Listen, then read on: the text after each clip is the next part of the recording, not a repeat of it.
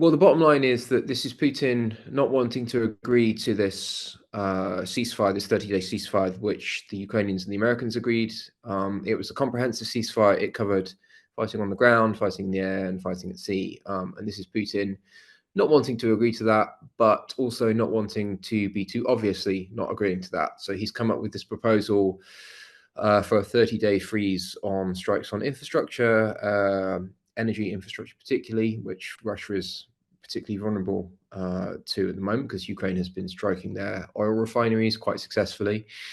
And yeah, it's really Putin is playing Trump. He's quite clearly doesn't want to agree to the American proposal. And unfortunately, it seems like the Americans have bought Putin's line on this. With Trump, the most important thing for him is getting some form of normalization with Russia. He doesn't really care how he gets that. He doesn't really care how the war ends, as long as the war ends. So yeah, he will try and use Ukraine, but the problem for him is that Ukraine has a voice in this as well, and they simply will not accept a peace deal that is, too detrimental to their core interests. They won't accept the terms that Russia is currently proposing, and again, I think Trump is delusional. He assumes that he has this personal relationship with Putin. He thinks Putin is his friend.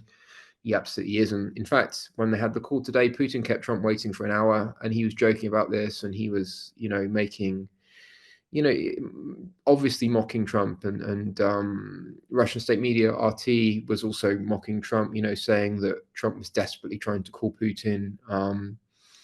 So yeah, from the Russian side, they view Trump as someone who's very, very easily manipulated, who's a very easy mark for Putin.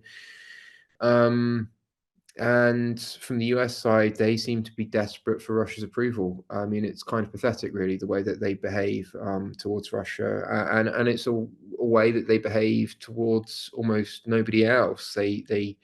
They're far more aggressive and belligerent towards their allies than they are towards Russia, which is historically America's key geopolitical rival.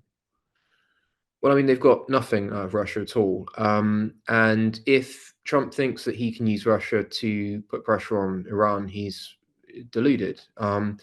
Iran has been supplying Russia with the drones, the very drones that were actually flying above Kyiv about an hour ago that were getting shot down by the Ukrainian air defense units. They are originally Iranian.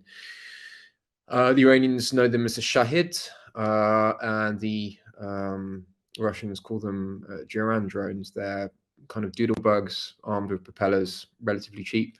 They fire them at us almost every night. And Russia has been supplying Iran with, hard currency and apparently missile technology as well. So Iran and Russia have been partners. They've been working together, and the idea that all of a sudden Russia is going to turn on its ally, one of its most supportive allies, is just it's a non-starter. I think the other issue, if you're talking about proliferation, I mean, countries that never before were talking about acquiring nuclear weapons are now openly talking about acquiring nuclear weapons. What has happened in Ukraine, and also the American behavior, has made a lot of countries think, well, we can't rely on the Americans. We also look at this world where borders are now decided by force.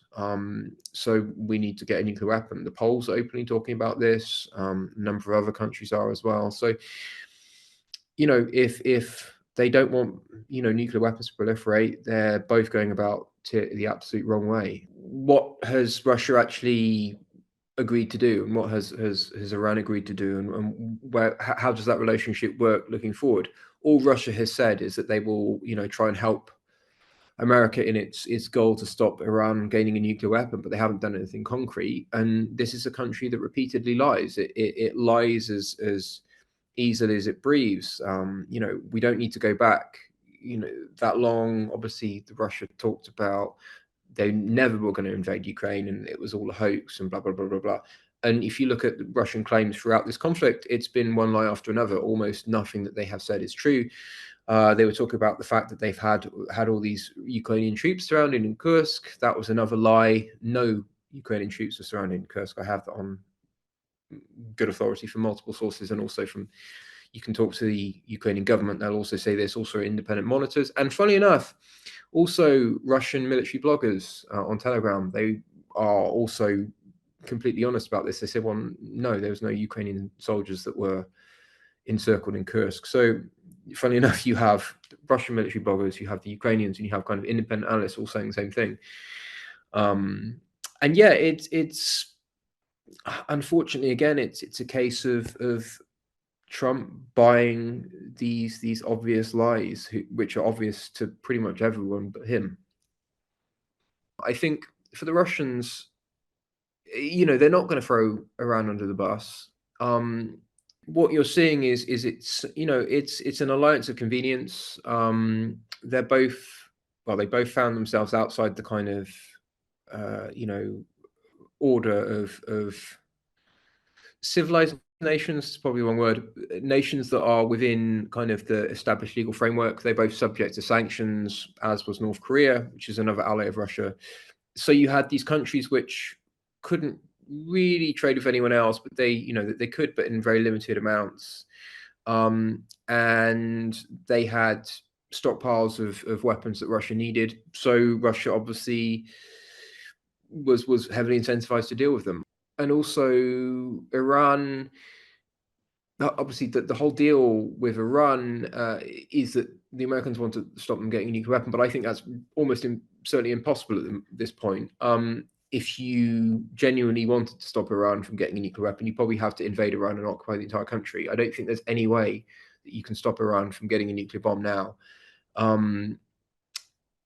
Just simply because the program is advanced, the sites are relatively hardened, and also it's quite difficult if a country is determined to get a nuclear weapon and they're determined to suffer the consequences, the economic and potentially military consequences of obtaining a nuclear weapon, they'll generally get one. I mean, you saw this with North Korea, which incredibly poor country that was willing to starve its own people to get a nuclear weapon, but they got a nuclear weapon and now they've got a credible nuclear deterrent. Same with Pakistan, also suffered significant hardships to get a nuclear weapon, which they saw as absolutely critical via India. So yeah, it's it's a really difficult question. Like, what do you do with Iran? I mean, I don't think there's any appetite for a kind of a ground invasion, either from the Israelis or the Americans. But if they are absolutely convinced that they have to stop Iran from getting a nuclear bomb, I don't know how else they'll go about it. I mean, they could obviously try large-scale airstrikes, but airstrikes, they're quite a blunt instrument, really. I mean, even with the most sophisticated of smart bombs, PGMs, you can only really do so much. And if a nuclear weapons program is hardened, if it's distributed across the country, if it's if they've spent enough money, and the Iranians have spent quite a lot of money on this, I think it will be difficult to destroy just with airstrikes alone, unfortunately. For the Ukrainians, the main goal going into the talks in Jeddah were to get the military aid and the intelligence sharing back online. That's happened. In regards to this 30-day pause in strikes on infrastructure and energy infrastructure, doesn't really affect them that much. I mean, obviously that they have been carrying out quite effective strikes on Russian oil refineries. So if they have to pause that for a while, that won't be ideal. But then again, they'll still have a lot of other targets they can hit inside Russia.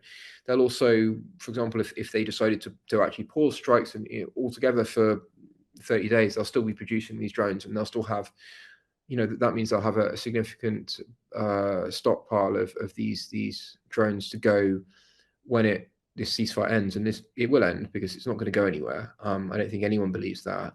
So for Ukraine, not the worst outcome, but they weren't really expecting that much, to be honest. They weren't expecting Russia to agree to anything, and again, the most important thing for them was kind of placating the Trump administration and getting the military aid and the intelligence sharing back online. We're not any closer to peace because fundamentally Russia, again, still views that continuing the war is in their interest. They think that Trump is basically on their side now. they think that they can probably get Western aid, or at least American aid, probably suspended again, I would have thought, at some point in the future. And they also view, that they, they're taking huge casualties and it's costing them a lot, but they view that at this point, it's like a sunk cost fallacy. They've suffered so many casualties and they've taken so much economic pain. They have to really keep going, and they will only come to terms when they think that the cost benefit analysis of continuing the war is more than stopping it. And at the moment, we're not there, unfortunately.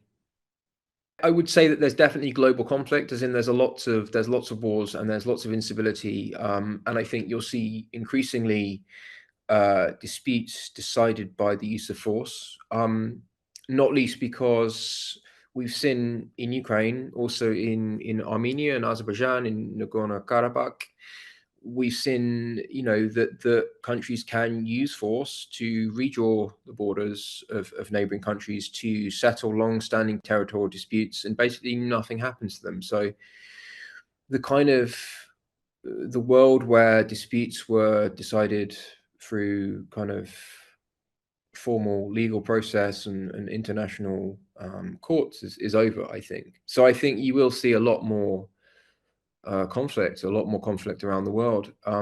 Will it become some form of kind of merged global conflict where you have defined parties on either side? Probably not. I don't think so. Not like we had in World War I and World War II. And I think the reason for that is nuclear weapons. Quite frankly, you have many of these countries that will be involved in these conflicts have significant nuclear weapons. The opposing sides would also have nuclear weapons, and you'll probably see, as in Ukraine, you'll see that these nuclear weapons have a deterrent effect on any other countries that want to meaningfully get involved, that would want to militarily intervene. Because I think if Russia didn't have nuclear weapons, I think the West would have definitely intervened militarily, because Russia without nuclear weapons is nothing, to be honest.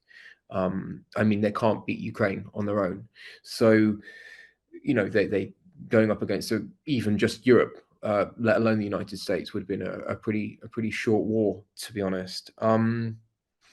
So yeah, no, I wouldn't really like to say that we're on the brink of World War III, but I would also say that the best way, if you're worried about kind of potential impending global conflict, the best way to prevent war has always been to present strength, because people like Putin, people like Xi, people like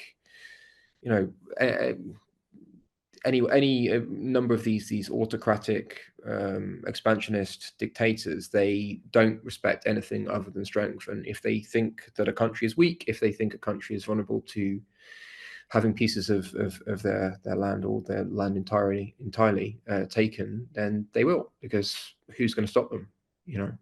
Nobody, fundamentally, and we've seen that in Ukraine.